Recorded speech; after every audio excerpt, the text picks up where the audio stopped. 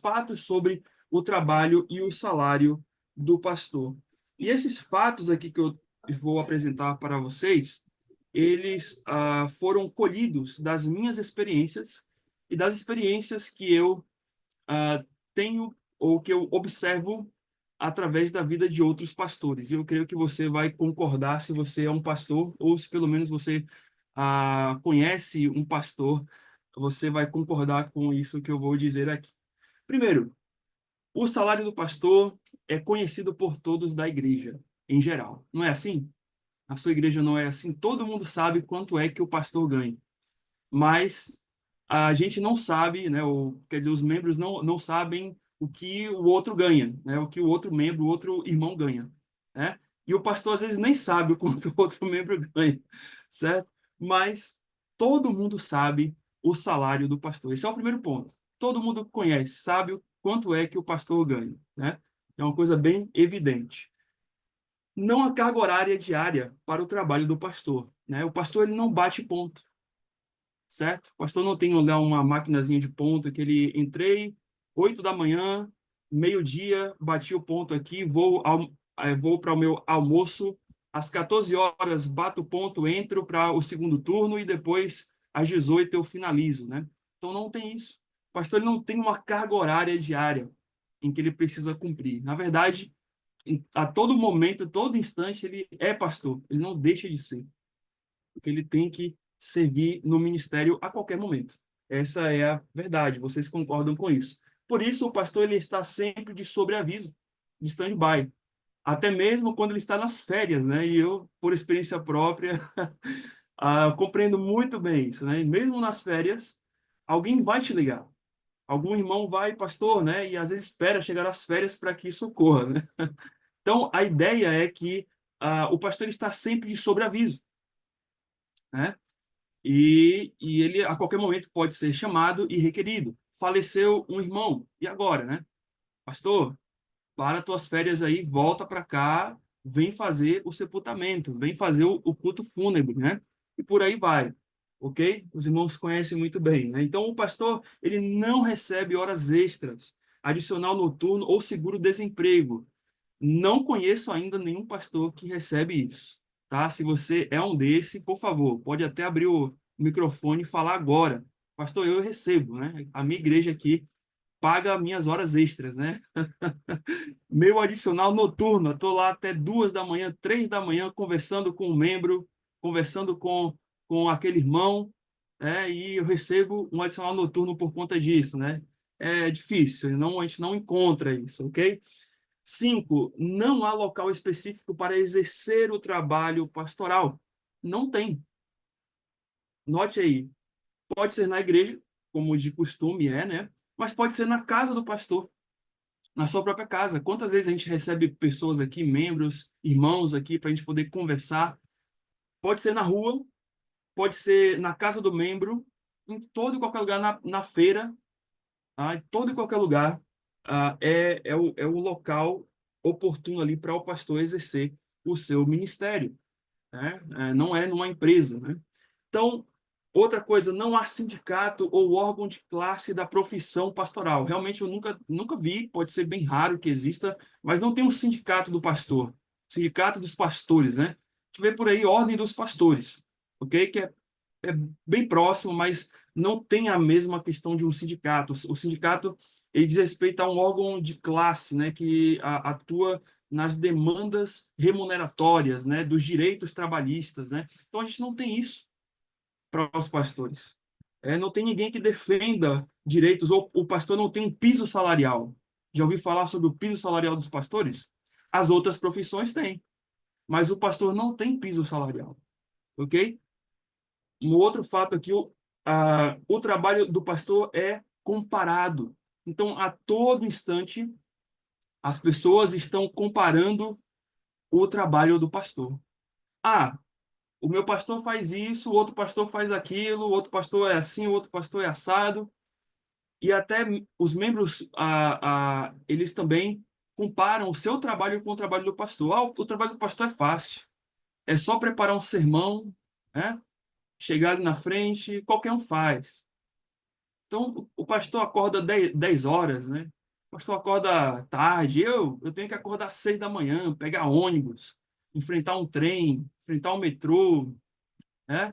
E um engarrafamento para chegar no meu trabalho. O pastor não está na casa dele trabalhando. Então, note que isso aqui é uma comparação, ok? As pessoas têm essa ideia, né? Comparam entre pastores e entre eles, né? Entre membros até. E a gente percebe que isso é uma verdade. O trabalho do pastor ele é fiscalizado. E aí tem uma visão positiva e negativa disso. A visão positiva é que, claro, o trabalho, como qualquer outro, deve ser fiscalizado, ok? A visão positiva é que você possa ajudar o seu pastor através, né, do monitoramento, né, do seu serviço, a que ele melhore, a que ele sirva melhor a igreja. Mas há uma visão negativa que muitas pessoas fiscalizam o trabalho do pastor para reclamar.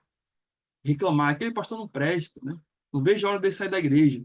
E por aí vai, tantas coisas que infelizmente a gente ouve e passa. E às vezes nem fala, mas guarda no coração, conversa com um, conversa com o outro, vai espalhando aquela fofoca dentro da igreja, né? E o trabalho não rende na obra de Deus, ok? Infelizmente. Medir o desempenho do trabalho do pastor é muitas vezes subjetivo, é muito subjetivo, irmãos. A gente não pode ficar comparando o ministério de um com o outro, como eu disse, porque Deus tem um chamado específico para cada pessoa. Deus coloca o pastor na igreja dentro de uma condição e dentro de um determinado tipo de trabalho que às vezes aquele trabalho A vai prosperar de uma maneira, o outro vai prosperar de uma outra maneira.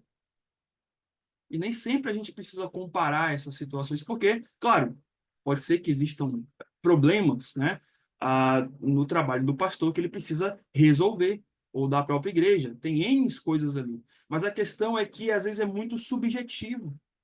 Às vezes, aquele pastor trabalha certinho, está ali na obra, firme no Senhor, e ele não vê fruto de salvação, não vê pessoas se reconciliando, a igreja, né, aquele desânimo, aquela situação triste, e ele vai pregando com fidelidade a palavra de Deus e vai continuando ali falando, falando, falando, mas às vezes ele não consegue enxergar. E ele se frustra muitas vezes, se cansa. É diferente, por exemplo, de um médico.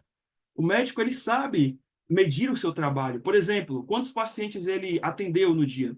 E quantos pacientes voltaram depois e falaram: olha, eu fiquei bem, eu estou ótimo agora, né? Vamos pensar em alguém que está trabalhando numa fábrica que monta, né, aparelhos. A pessoa ela tem uma medição do seu trabalho.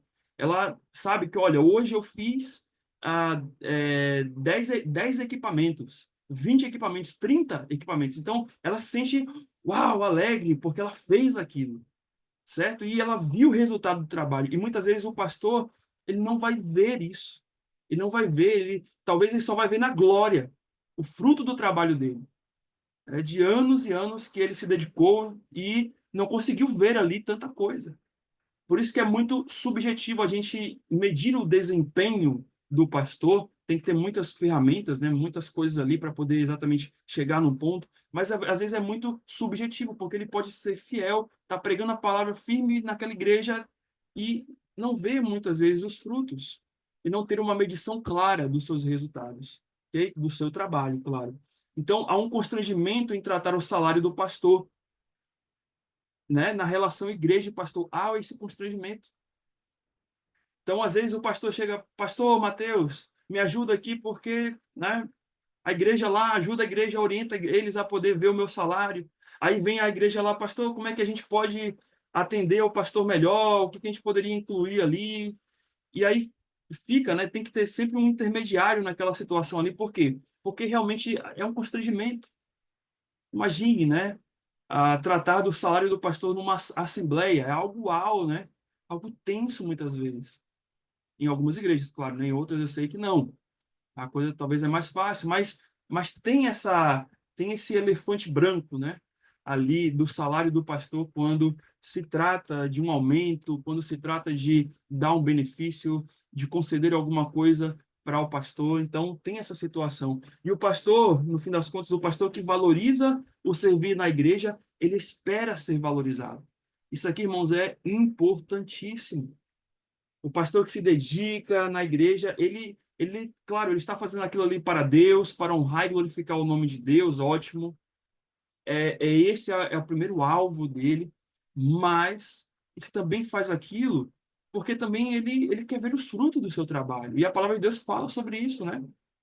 Que o trabalhador é digno do seu salário. Então, o empenho que ele faz ali, ele também quer ver os resultados disso. E esses resultados é até mesmo não só para o engrandecimento, né, dele, o enriquecimento dele, mas para que ele possa melhorar até mesmo o seu serviço na igreja, para que ele se sinta mais motivado, para que ele se sinta mais feliz, alegre em servir naquele local e aquele povo. Por exemplo, se você não é um pastor aqui, você gostaria de ser valorizado no seu trabalho? Obviamente, todos. Você não precisa ser pastor, né, ou para poder entender isso. Um membro de qualquer igreja que trabalha gostaria muito que o seu salário fosse elevado, né? Que subisse até de um nível, de uma posição. Isso não tem no ministério pastoral, né? Ele é pastor para o resto da vida, mas não tem um outro nível ali, né? De hierarquia ou algo assim. Mas você gostaria de ser valorizado. Isso é importante você também olhar para o pastor e perceber isso. Poxa, o pastor está ali, está servindo, tá difícil até, mas ele está firme e forte. Então, vamos honrar ele, vamos, sabe, valorizar esse esforço que ele está fazendo, porque com isso ele vai melhorar até o servir dele. Ele vai ficar menos preocupado com as situações da casa, as necessidades, porque ele tem um bom salário, ele tem um bom ganho, ok? Então isso aqui é muito importante também. E por último, a igreja que valoriza o seu pastor tende a ser abençoada pela dedicação dele ao serviço na obra. Então isso é fato mesmo. Quando a igreja reconhece, valoriza e ama, né? Porque esse valorizar em termos financeiros aqui é fruto do amor que a igreja tem pelo seu pastor. Deve ser fruto, né? Do amor da igreja pelo seu pastor. Então, quando não há esse amor, fica difícil muitas vezes acontecer uma valorização. Então, mas quando a igreja ela se coloca ali, se dispõe a valorizar o seu pastor, o trabalho de Deus, a obra de Deus é abençoada.